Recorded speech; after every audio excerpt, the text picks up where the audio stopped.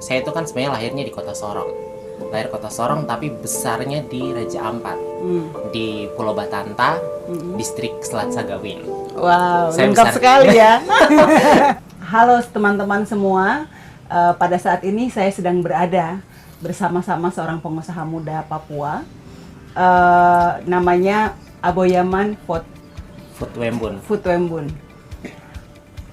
Dia ini adalah sosok yang sangat menginspirasi. Menginspirasi bukan berarti harus punya prestasi yang besar dan luar biasa, tapi bagaimana sebuah bisnis yang sangat jarang dilakukan oleh orang Papua, pekerjaan yang kadang dianggap pegawai negeri sipil jauh lebih menarik. Menjadi pegawai negeri sipil itu menjadi sesuatu yang lebih menarik dibandingkan berbisnis. Tapi hari ini dengan memiliki 2 buah laundry di kota Yogyakarta yang sangat tidak mudah dilakukan oleh orang di luar Jogja, apalagi dari timur Indonesia. Siapa dia? Nama panggilannya Boy. Seperti yang saya sebut tadi, Boy ini sejak pertama kali ketemu Boy tahun 2018 dan tahu tentang sepak terjang dia, bagaimana dia mulai bisnis dia, tantangan-tantangan yang dia hadapi. Ternyata tantangan paling berat itu selalu berasal dari dalam. Oke. Setuju? Kita tanya sama dia langsung. Sebenarnya tantangan seperti apa yang pertama kali dia hadapi? Kak April, mungkin saya cerita histori pertama kali akhirnya terjun di dunia entrepreneur atau dunia bisnis dulu. Jadi saya tuh datang dari Papua, tepatnya dari kota Sorong. Saya itu kan sebenarnya lahirnya di kota Sorong. Lahir kota Sorong tapi besarnya di Raja Ampat. Di Pulau Batanta, distrik Selat Sagawin. Wow, Saya lengkap besar. sekali ya. Dusun. Kalau yang tertarik boleh ke sana ya. Iya, kalau yang saat. tertarik boleh ke sana. Nanti kita kasih gambarnya di sini nih. Nah, dusunnya adalah Dusun Wairus. Nah, Bapak tuh sama Mama tinggalnya di sana, gitu. Saya datang ke Jogja itu, kalau saya nggak salah waktu itu tuh tahun 2009 akhir. Nah, tahun 2010 itu saya mulai aktif kuliah, tapi waktu itu saya ambil jurusan di bidang ekonomi pembangunan di salah satu universitas di Yogyakarta, UPN Veteran Yogyakarta. Tapi saya tidak serius pada saat itu, gitu. Kemudian saya baru seriusnya itu 1 tahun setelah itu ketika saya pindah jurusan. Karena tahun 2010 waktu saya ambil jurusan ekonomi itu bukan jurusan yang saya suka pada saat itu.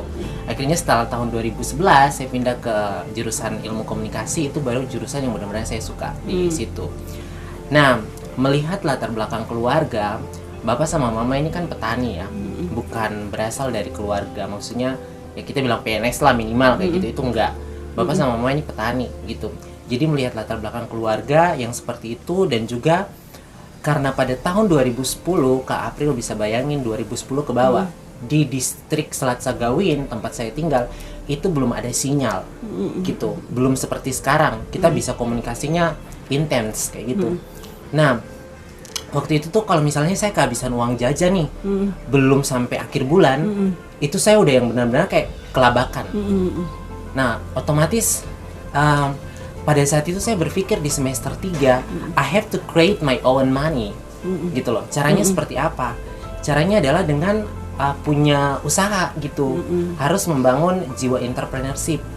Jadi saya berangkat awalnya itu mulai terjun di dunia entrepreneur itu pada saat saya semester 3 waktu kuliah. Nah, semester 3 waktu kuliah, tapi memang bisnis yang saya jalanin waktu itu bisnisnya adalah bisnis online, Kak April. Saya kerjasama sama teman saya yang ada di Papua gitu. Saya kirim produk ke sana, saya cetak katalog produk, dan target market yang waktu itu saya pilih adalah perempuan. Kenapa saya pilih target marketnya adalah perempuan? Karena kalau kita bicara perempuan itu sifatnya lebih konsumtif daripada laki-laki gitu. Jadi waktu itu saya pikir untuk meraup keuntungan yang cepat, saya harus punya segmen pasar yang pas. Nah, produk yang saya pilih pun juga produk-produk perempuan kayak kosmetik, tas, dan lain sebagainya. Dan puji Tuhan 3 bulan atau 5 bulan setelah saya buka usaha online itu, saya bisa dapat penghasilan sampai 3 juta dalam 1 bulan. Wow. Dan itu lebih dari biaya bulanan yang dikirim sama orang tua saya. Kayak gitu. Nah, singkat cerita, kemudian di tahun 2011 tahun 2014 saya buka usaha namanya warung makan BMB, Bubur Manado Boy. Itu saya buka di salah satu daerah di Yogyakarta, di Kledokan. Kalau teman-teman yang di Jogja tahu, di Kledokan. Saya buka di situ.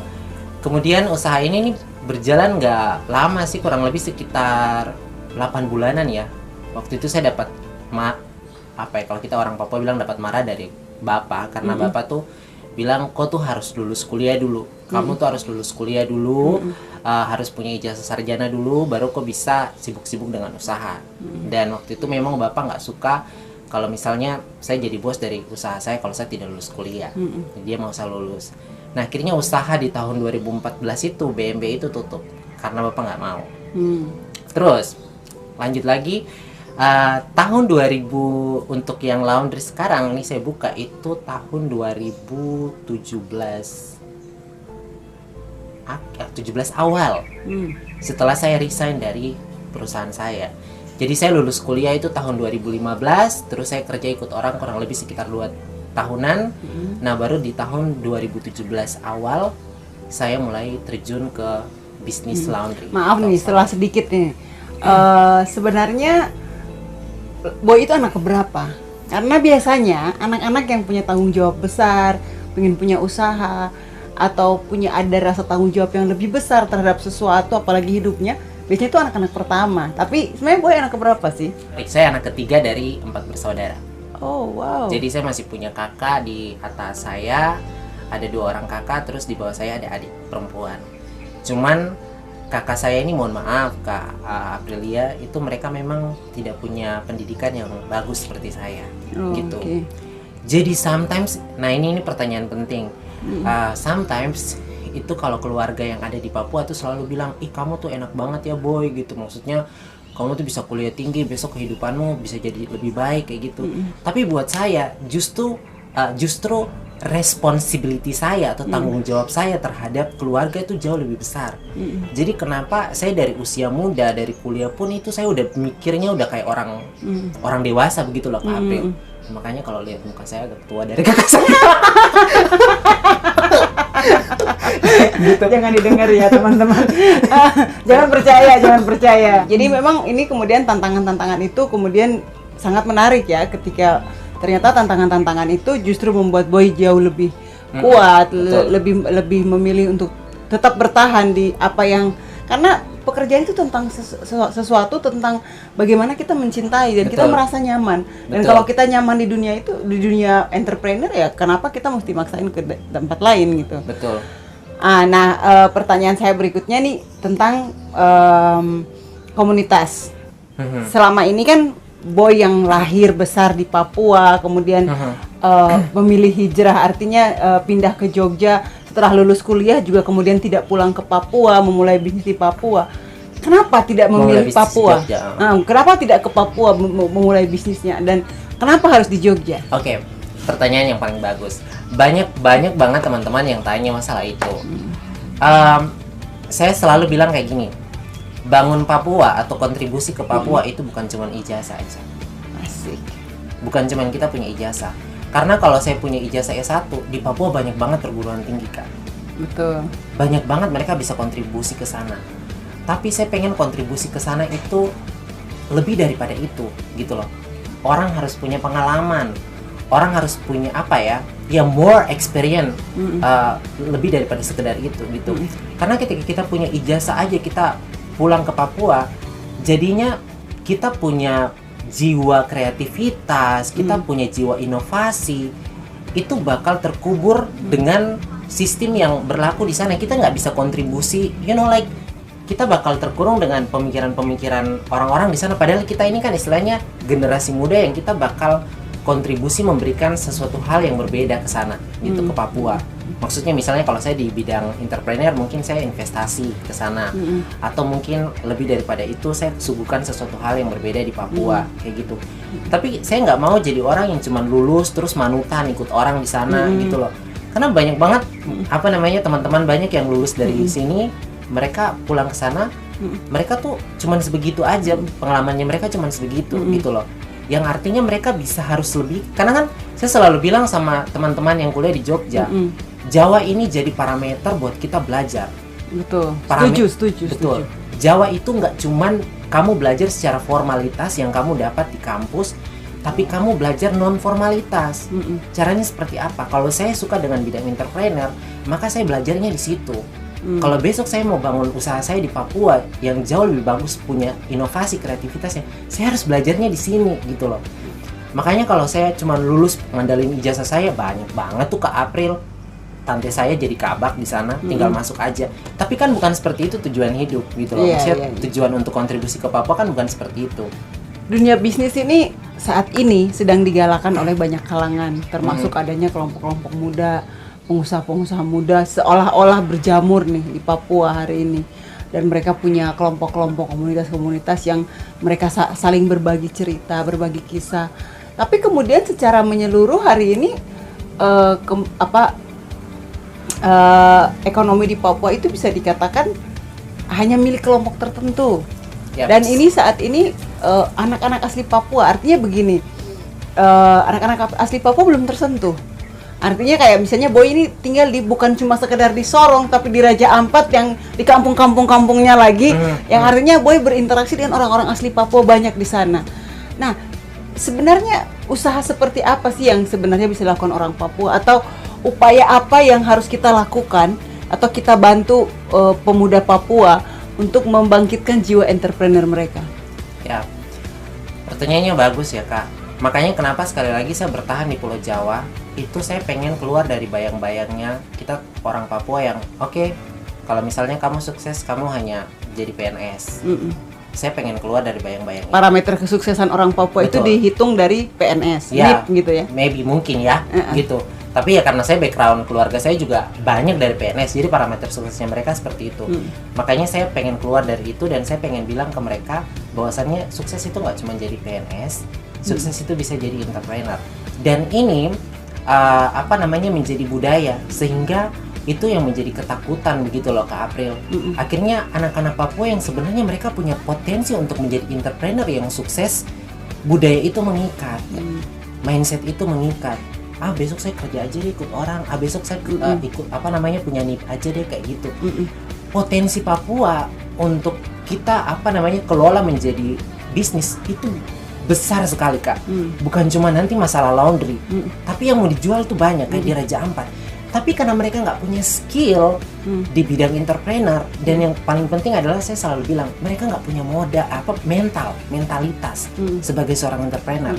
Makanya kenapa saya bertahan di Pulau Jawa itu bukan cuma belajar masalah culture yang saya dapat di sini, tapi yang paling penting adalah mental bersaing. Betul. Sebagai seorang entrepreneur, kalau saya punya mental bersaingnya ada, mau produknya apapun, bahkan produk laut, ikan, lain sebagainya, saya tahu untuk kelola itu dan bisa jual itu. Iya. Oke. Buat teman-teman yang ingin tahu lebih banyak tentang Boy, dia juga punya YouTube, silakan di follow, silakan di like, silakan di komen, ada di bawah ini. Teman-teman kalau yang ingin siapa lagi yang saya wawancarai di episode berikutnya, silakan tulis di kolom komentar di bawah ini. Terima kasih Boy. Satu pertanyaan terakhir dari saya. Apa pesan Boy untuk generasi muda Papua hari ini? Lakukan seperti yang tadi Kak April bilang, lakukan sesuatu yang kalian sukai gitu, yang kalian mau gitu. Kebetulan karena yang saya suka adalah bidangnya entrepreneur, makanya saya put myself 100% di sana gitu. Dan jangan pernah peduli sama orang-orang bilang bahwasannya sukses itu karena nanti kalian jadi ini, kalian jadi itu. Enggak. Tapi ketika you believe yourself, you believe your dream, dan kamu pengen jadi sukses, kamu lakukan itu 100%. Kayak gitu. Itu paling penting. Nah, dan kedua, sekali lagi keluar dari bayang-bayang mungkin prinsipnya gini, kita tuh jangan jadi sukses tuh karena maunya orang, gitu loh Kak. Kadang itu yang selalu menjadi bayang-bayangnya orang ya. karena keluarga saya tuh maunya kayak gini, maka saya harus jadi sukses seperti ini. Enggak, tapi you have to show to them kalau sukses dengan cara lain itu bisa, tapi kamu harus kerja 100%. Asik. Di situ. Itu yang saya selalu bilang ke saya punya teman-teman, ke April. Maksudnya, kalau aku sudah pilih jalan itu, pilih entrepreneur, aku harus benar-benar sukses di bidang itu. Even ketika kalau kau jadi PNS, kau pilih PNS, dan kau mau berkarir sebagai seorang entrepreneur juga, multi pekerjaan kayak gitu, kau harus lakukan itu 100%. Iya. Dan satu hal lagi ke April, uang itu tidak pernah bekerja buat kita. Kita yang bekerja buat uang. Oke. Karena sampai saat ini, orang terkaya di dunia pun masih bekerja untuk uang. Jadi kalau ada pepatah yang bilang bahwasannya saya pengen uang bekerja untuk saya, nggak ada. Karena orang terkaya sekelas Bill Gates saja masih duduk kerja. Jadi kenapa saya sampai saat ini pun saya sangat gila dengan kerja. Kerja. Gitu. Oke, terima kasih Boy untuk saat ini. Teman-teman semua, ini adalah wawancara perdana saya dan kita akan lihat wawancara saya pada tokoh-tokoh muda berikutnya. Bye-bye. Bye-bye.